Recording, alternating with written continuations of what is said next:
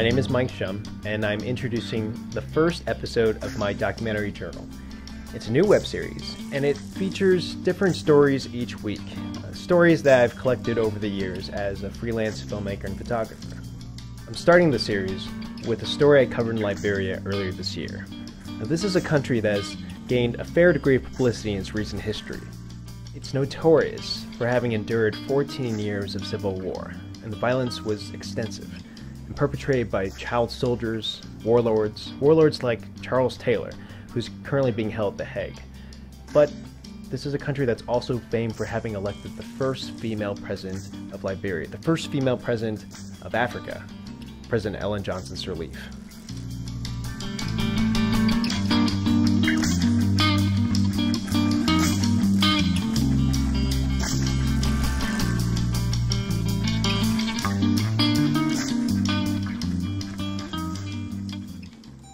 I admit, there are times I get a little starstruck when I'm behind the camera. Take this occasion for example. I was lucky enough to actually meet President Ellen Johnson Sirleaf. She was awarded one of the 2011 Nobel Peace Prizes. And she was also re-elected into her second term in office. She is known as the Iron Lady of Liberia. And although I had heard she was a pretty cool lady and very approachable, it seemed like we caught her at the end of a long day. But as it is, we have now, the story isn't actually about the president. It's about the woman talking to her, Dr. Chris Henna. Now, what's difficult to convey with my footage is that I'm not a tall guy. I'm 5'4". I like to say I'm 5'5". Chris stands somewhere at 6 feet or higher, or at least it seemed like it to me. Whenever I'm following her around with the camera, I'm generally looking upwards. And this is the type of person she is. People look up to her.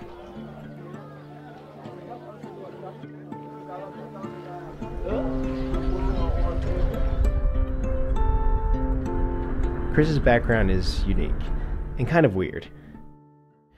She was born and raised in northwestern Liberia, but when she graduated from her local college, she was recruited by the Soviet Union to go to medical school and practice in what is now Russia. She has thus far spent most of her adult life living in Moscow. More recently, however, she's been residing in Kazakhstan, developing health education programs under the United Methodist Church's medical arm, Global Health Ministries. She's back in Liberia to start a nonprofit organization to address nationwide health issues. I have seen how successfully, to a degree, we have worked in communicable diseases, malaria, typhoid, diarrhea, and those things. But very little has been done with non-communicable diseases, such as the cancers or diabetes or cardiovascular problems. And these are major.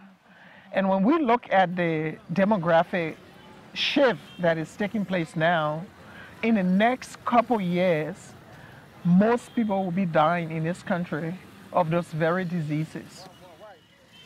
This project, I'm intending it to be one of education based on preventative measures. Prevention, and more prevention. That's going to be the theme of our work here. Frankly, I was more or less skeptical about the bold ambitions of her new nonprofit. Call me a pessimist, but I get wary around people saying they can fix global issues as if they were fixing a toilet. Even when it comes to organizations like Amnesty International or Doctors Without Borders, I sometimes wonder if my annual contribution is actually helping rid the world of major problems. Despite my reservations, I was making this documentary to see for myself what it would take for Chris's nonprofit to turn Liberia's problems around.